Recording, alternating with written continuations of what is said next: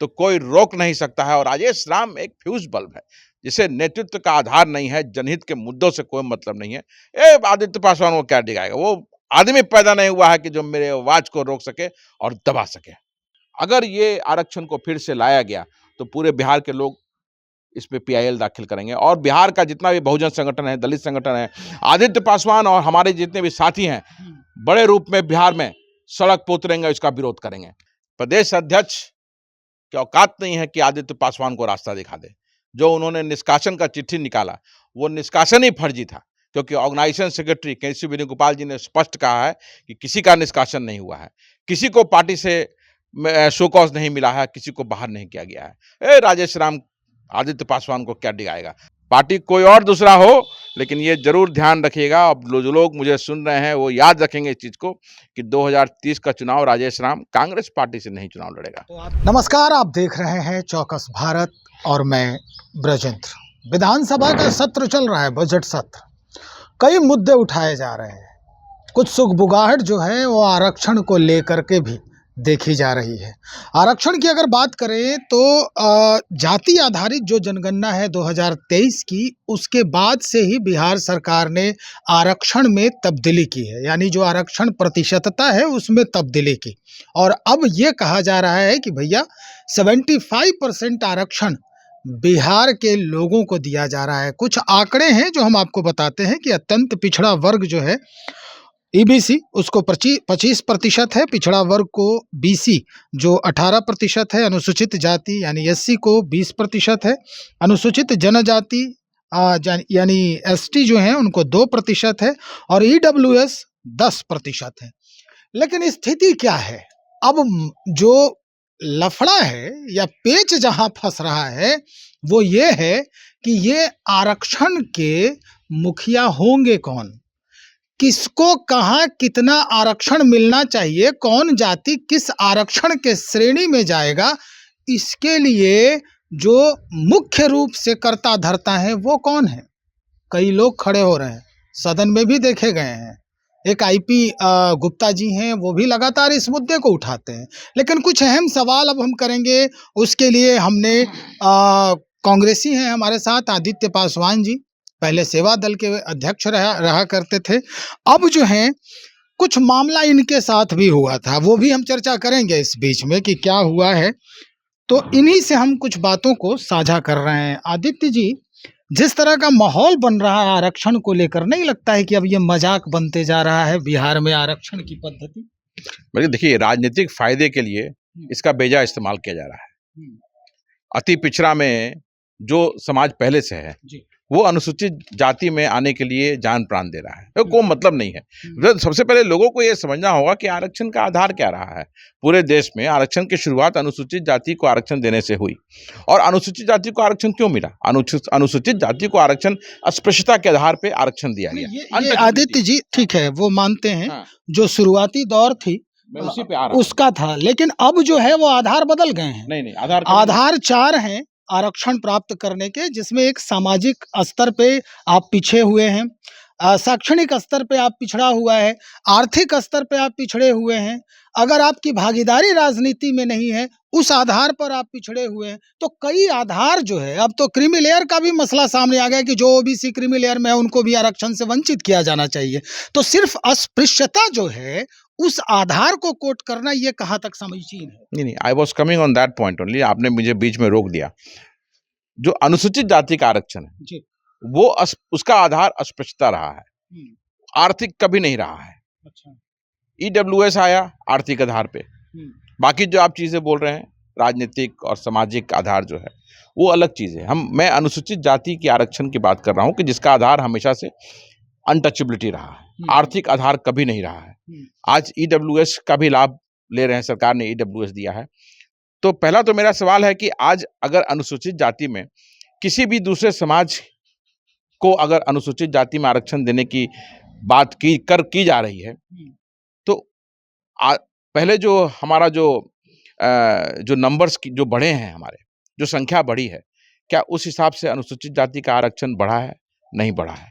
अब अगर नया कोई भी आएगा तो वो हकमारी हमारी होगी, अनुसूचित जाति की हकमारी होगी। अब चलते हैं, 15% मिल रहा है अभी। अभी 15 15 या 20? नहीं नहीं नहीं नहीं नहीं 22% में 15 हमको मिल रहा है, अनुसूचित जनजाति को 7% मिल रहा है, अच्छा। सीधा है। तो वो 15 आज जब आरक्षण मिला, उसके बाद से जब जनसंख्या बढ़ती चली गई, तो आरक्षण का वो संख्या तो बढ़ा नहीं। आज 2015 में बिहार की सरकार ने क्या किया कि ताती ततवा को अनुसूचित जाति में शामिल, बिहार में शामिल करा दिया। तो इसमें हकमारी किसकी हुई? अनुसूचित जाति की हकमारी हुई। सर्वोच्च न्यायालय में केस दायर किया गया। सर्वोच्च न्यायालय ने 2024 या 2025 शायद उसमें उसको निरस्त कर दिया, आरक्षण को, ताती ततवा के आरक्षण को निरस्त कर दिया गया। आज इसमें कितना प्रतिशत कोटा कट गया आपका? भाई उसी में कोटा कटने की बात ही नहीं, उसी 15% में उसको डाल दिया गया, तो सब उसी में आ गया ना। करीबन ताती ततवा और पान समाज की जो आबादी है पूरे बिहार में सम्मिलित करके देखिएगा तो करीबन 1.25% है। तो वो हकमारी किसकी हुई? मैं आपसे प्रश्न पूछना चाहता हूं कि वो हकमारी किसकी हुई? वो तो हमारे हक से चला गया वो। और आज बिहार विधानसभा में फिर से ताती ततवा को आरक्षण देने की बात मांग की जा रही है और बिहार सरकार को कोई स्पष्ट जवाब जो है सर्वोच्च न्यायालय के द्वारा जो निरस्त किया गया वो नहीं आ रहा है। वो कह रही है कि हम पुनर्विचार करेंगे। कैसे कैसे पुनर्विचार कर लीजिएगा आप? पहला तो ये राज्य का अधिकारी नहीं है। जो 9 साल तक इनको लाभ मिला वो असंवैधानिक तरीके से लाभ मिला। तो जो भी अपॉइंटमेंट्स हुआ उसको रिकॉल करना चाहिए इसको, क्योंकि सर्वोच्च न्यायालय ने यही कह के निरस्त किया कि ये राज्य के अधिकार में नहीं आता है, ये केंद्र के अधिकार में आता है। तो आपने नीतीश कुमार जी ने ये गैर संवैधानिक काम किया है, ये संविधान के दायरे में नहीं था। तो जितने भी लोग का अपॉइंटमेंट हुआ उसको रिकॉल करना चाहिए। और अगर ये आरक्षण को फिर से लाया गया तो पूरे बिहार के लोग इस पे PIL दाखिल करेंगे और बिहार का जितना भी बहुजन संगठन है, दलित संगठन है, आदित्य पासवान और हमारे जितने भी साथी हैं बड़े रूप में बिहार में सड़क पे उतरेंगे, इसका विरोध करेंगे। आप कांग्रेस में अभी भी हैं, हालांकि अब पद से बाहर हैं, लेकिन कांग्रेस में तो हैं आप। कांग्रेस से निकले कब थे?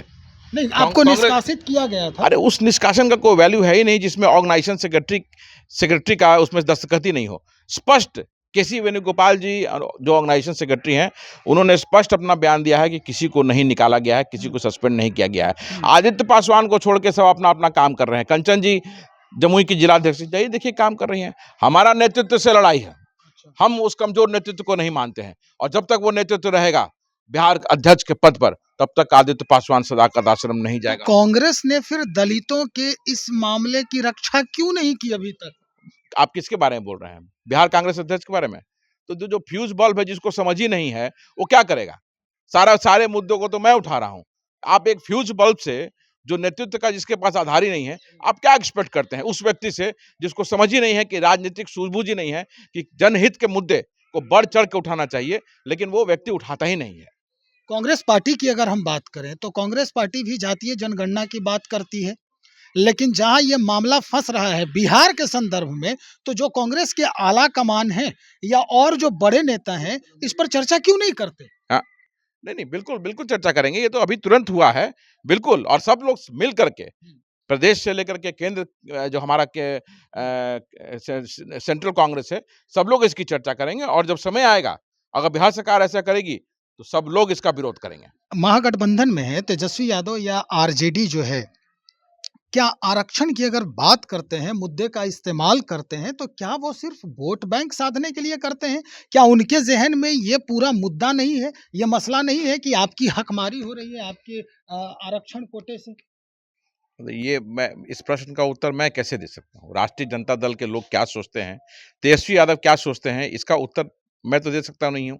लेकिन ये मैं ज़रूर बोलूँगा कि जिस चीज़ के लिए राष्ट्रीय जनता दल गरीबों की पार्टी मानी जाती है, राष्ट्रीय जनता दल लालू जी ने गरीबों के लिए संघर्ष किया, तो मुझे लगता है कि बढ़ चढ़ करके तेजस्वी यादव को, राष्ट्रीय जनता दल के हर एक सदस्य को, पूरी पार्टी को मजबूती से आज दलित समाज के साथ खड़ा रहना चाहिए और इसका विरोध करना चाहिए।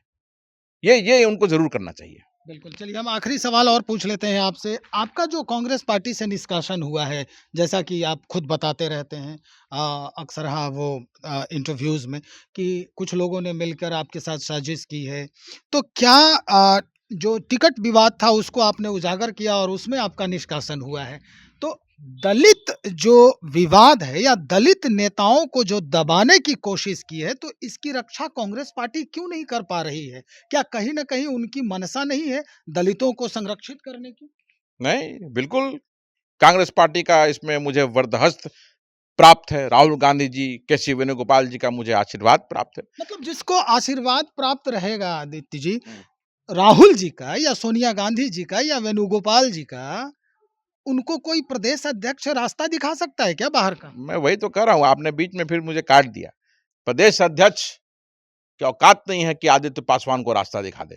जो उन्होंने निष्कासन का चिट्ठी निकाला, वो निष्कासन ही फर्जी था, क्योंकि ऑर्गेनाइजेशन सेक्रेटरी केसी वेणुगोपाल जी ने स्पष्ट कहा है कि किसी का निष्कासन नहीं हुआ है, किसी को पार्टी से शो कॉज नहीं मिला है, किसी को बाहर नहीं किया गया है। राजेश राम आदित्य पासवान को क्या डिगाएगा? और देखिए, पूरे बिहार में मैं दलितों के लिए लड़ाई लड़ रहा हूँ और मुझे मेरी पीठ को थपथपाया गया है राहुल गांधी जी के द्वारा, तो कोई रोक नहीं सकता है। और राजेश राम एक फ्यूज बल्ब है, जिसे नेतृत्व का आधार नहीं है, जनहित के मुद्दों से कोई मतलब नहीं है। आदित्य पासवान को क्या डिगाएगा? वो आदमी पैदा नहीं हुआ है कि जो मेरे आवाज को रोक सके और दबा सके।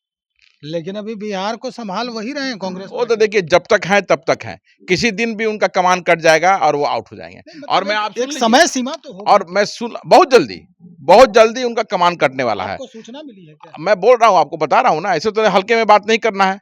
बहुत जल्दी आप देखिए किस तरह से सदाकत आश्रम में मीटिंग करते हैं, किसी में 5, किसी में 10, किसी में 15, कोई आदमी ही नहीं है। उनके नेतृत्व में कोई काम ही नहीं करना चाहता है। कहानी समाप्त है, कमान किसी दिन भी कटेगा। और एक चीज लिख लीजिएगा, मैं बता रहा हूँ कि 2030 का जब चुनाव होगा तो राजेश राम कांग्रेस से चुनाव नहीं लड़ेंगे उस वक्त। पार्टी कोई और दूसरा हो, लेकिन ये जरूर ध्यान रखिएगा, अब जो लोग मुझे सुन रहे हैं वो याद रखेंगे इस चीज को कि 2030 का चुनाव राजेश राम कांग्रेस पार्टी से नहीं चुनाव लड़ेगा। तो आपके अनुसार अगला प्रदेश अध्यक्ष कौन हो रहा है? देखिए, कोई जिम्मेदार नेतृत्व ही आएगा जो बिहार कांग्रेस को ठीक से संगठन की सृजनता करेगा और बिहार को फिर से एक बार कांग्रेसमय करेगा, और हम लोग कंधे से कंधा मिला करके उनका साथ देंगे। बहुत शुक्रिया। आदित्य पासवान कांग्रेसी तो हैं, लेकिन अपने पद से बाहर हैं। कह रहे हैं जो प्रदेश अध्यक्ष हैं उनके साजिश के शिकार हो गए हैं। आरक्षण के मुद्दे को लगातार उठाते रहते हैं और जिस तरह का माहौल अभी बन रहा है, इन्होंने कहा कि हमारे हक से किसी और को हक दिया जा रहा है, यानी हमारे ही हक में हकमारी की जा रही है। तो जो आधार इन्होंने बताया है, इसकी जो सत्यता है वो कितनी है और सरकार क्या सोच रही है? क्योंकि और भी जो नेता हैं और इस वक्त कुछ लोग और हैं जो इस मसले को लगातार सदन में उठा रहे हैं, इस पर अपनी जो बातें हैं वो रखने का प्रयास कर रहे हैं मीडिया के सामने भी। तो उनको उनकी जो चाहत है वो कहाँ तक पहुँचती है और क्या कुछ परिवर्तन होता है, परिदृश्य कैसा बदलता है, ये भी हम बताएंगे। तब तक इंतजार कीजिए, बने रहिए हमारे साथ। बहुत शुक्रिया आप